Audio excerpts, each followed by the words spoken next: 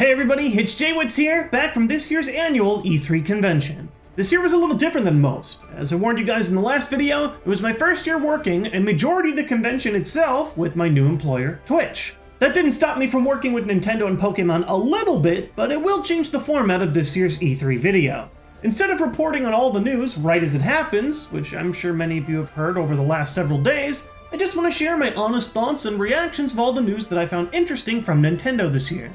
While there were some awesome surprise Nintendo projects revealed, like Grezzo's beautiful Ever Oasis and the new 3DS Mario Party where everyone can take their turn at the same time, today I want to focus on the three big games that I had the most time watching or playing at this year's E3. Pokémon Sun and Moon, Pokémon Go, and The Legend of Zelda. Let's start with Pokémon Sun and Moon, which got a solid package of information. A lot more than I expected considering that we just saw two new Pokémon in Korokoro leaks just a few days before the show. Speaking of new Pokémon, we got three. Yungoos, a Pokémon that everyone is finding interesting because his hair kind of looks like Donald Trump's, but I found interesting because of the lore that they pulled from the real world Hawaii. That the mongoose is not native to Hawaii, but it found its way there because farmers imported them to try and deal with a rat problem. Piggy Peak is obviously inspired by the woodpecker, and it seems to be the Pokémon that was in development during that very first Pokémon Sun and Moon trailer that we saw. And finally is Grubbin, who seems appropriately modeled after the white grub, a larva that most commonly becomes the June beetle. Expect an evolution that looks just like this. So far, I've been really happy with each of the new Generation 7 Pokémon. Designs have been simple, attractive, and often inspired by real-life species that we haven't seen yet in the Pokémon world. We also got a look during the Treehouse stream of the new battle interface. I like that they show your trainer as a somewhat realistic proportion to your Pokémon, giving you a better idea of the size of these creatures that you're fighting with. The bottom screen now gives you the option to see a lot more specific information than before, such as checking the effectiveness of moves or even tracking the ways that your stats have been altered. While I do agree with many that these layouts will make the already easy Pokémon games even easier, I think these are invaluable tools to help players better understand battling more, and it might create more interest in the competitive game. And finally revealed was an official free-for-all mode called Battle Royale, where 4 players each individually fight the other 3. I, for one, am really happy to see this mode become official. The online wave of people making their own fan-made free-for-alls, led by Duncan Kneedeep, has been huge. Heck, we even had one with the help of Shady Penguin during our 20th anniversary stream, and it was a blast. I think this will be a ton of fun, and it'll fix some of the problems that we've had with double battling in fan games, such as when one side's Pokemon are knocked out, and the battle ends before there's a single winner. Also, this mode reveals the return of custom clothing, which I am so excited for. It looks like Kalos isn't the only place where clothing exists in the Pokemon universe, after all. Moving from one Pokemon game to another, I was actually part of the Treehouse Pokémon Go presentation alongside an all-star cast, including fellow beta tester Aaron Zhang, Miyamoto, Ishihara, Masuda, and more. The event was about 45 minutes of us talking about various features of Pokémon Go, including those that are there now and those that will eventually become part of the core game. It was an honor to get to work with so many huge influencers in Pokemon all at once.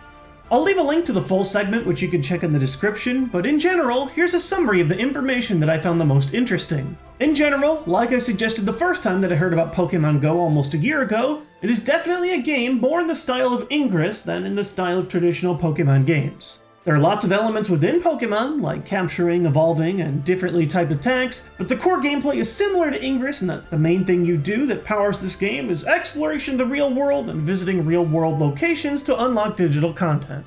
We got a handful of information on the game's mechanics, such as the different ways that you can throw a Pokeball, including a really sick curveball, and how you can use your camera to create pictures with Pokemon in the real world while you play. Most of the questions that Aaron and I asked ended up being features that were planned for the game at some point in development, but probably wouldn't be there when the game first launches. This includes things like Pokemon outside of the Kanto region, trading, and the large group battles like the one with Mewtwo that we saw in the original trailer. And speaking of launch, we got a huge hint on when the game would be coming. Miyamoto announced that Pokémon Go Plus, the Bluetooth connected device that can allow you to play without a screen, would release in July for $34.99. Because of this, we can at least assume that the base Pokémon Go game would arrive at least by July, possibly earlier. My thoughts on Go Plus? I definitely think $35 is a bit expensive for an optional add-on to a phone game, which is a shame because it does seem like an important feature for someone that plays the game like I do.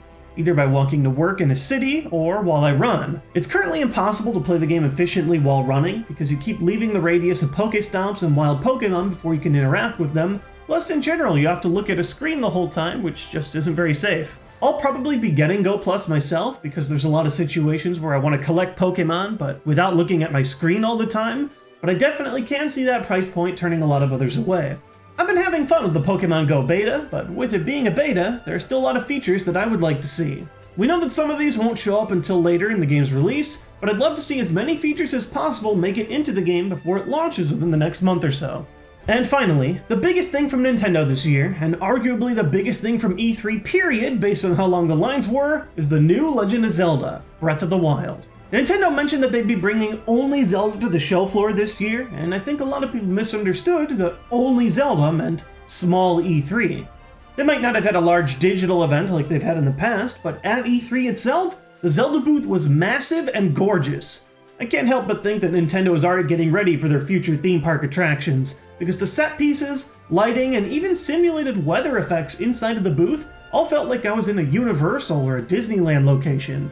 I didn't grab nearly as much video as I should have in here, but here's a few photos of the stuff that I saw. But on to the game. There's so much I have to say, and I'll never have enough time to say it because Nintendo streamed likely more than 10 hours of gameplay over their 3-day Treehouse event. We've heard so many times that this Zelda would be open world, but man, did they mean it. This game has a huge emphasis on freedom. Freedom of exploration, freedom in your movement options, and freedom in combat. I did demo the game a couple of times, and unfortunately I didn't have any footage of my own, but here's some of my thoughts. There are so many new things I did in this Zelda demo that I've never done in Zelda before, such as the complex crafting system, hitting a slow motion arrow headshot for extra damage, using my shield as a board Legolas style down the edge of a cliff, and jumping. There's a dedicated jump button.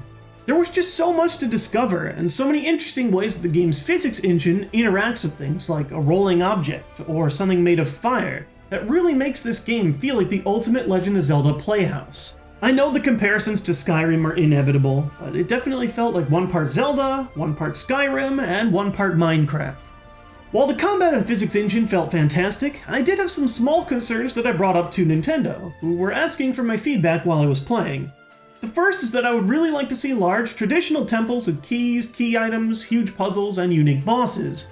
In the demo, I entered a mini dungeon with some magnetic puzzles, but I still craved those big classic dungeons as well. Nintendo told me that the demo was just 1 to 2% of the full game map, and that there would be plenty of surprises awaiting me in the full game.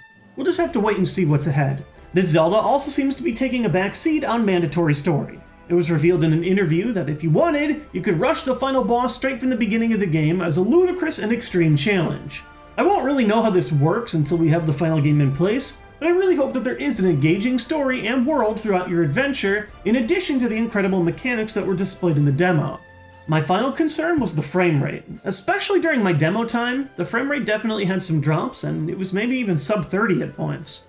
The game has a beautiful art style, and I really feel that more stability here would go a long way. I'm curious to see if this is something that will look better on the Nintendo NX version of the game, which we still know nothing about. It was a cruel demo, because during the free play segment, they give you 15 minutes to simply fool around as much as you want in one large area. I got a taste of Zelda's movement and combat, and this is definitely a game I want to explore to the fullest. Considering that there's now days of footage on this game that you can find in Nintendo streams as well as various media outlets, I'm sure there's a lot that you can learn that I never touched. But Nintendo definitely showed me way more than I expected to ever see for this new Zelda game, and I can't wait to see what they do with the finished product.